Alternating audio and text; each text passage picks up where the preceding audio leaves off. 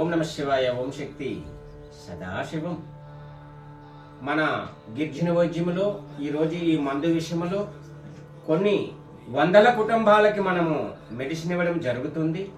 ప్రతి కుటుంబము కూడా అమ్మవారు యొక్క దీవెనలతో సుఖ సంతోషముగా ఉండాలని, వాళ్ళకి ఆ ఆలోచన రాకూడదని ఎన్నో కుటుంబాలు ఇడిపోయి సర్వనాశనం అయిపోయిన కుటుంబాలు ఉన్నాయి.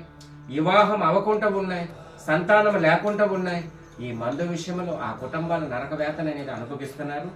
ఇక్కడికి వచ్చి ఈరోజు ఎన్నో కుటుంబాలు అమ్మవారు ఒక దీవెనలతో ఈరోజు సంతోషంగా ఉన్నారు. ఈరోజు తాను అన్నిటికీ అంగీకరించబట్టి మందులో ఒక పసరేసాను, ముక్కులో ఒక పసరేస్తాను, 3 రోజులకు అనేది మందు ఇవ్వడం జరుగుతుంది. ఆయన మీరు ఎక్కడి నుంచి వచ్చారు? విజయవాడ నుంచి వచ్చారు. మీ పేరు? విజయవాడ నుంచి నాగరాజు అనే వ్యక్తి ఎన్నో వ్యక్తి?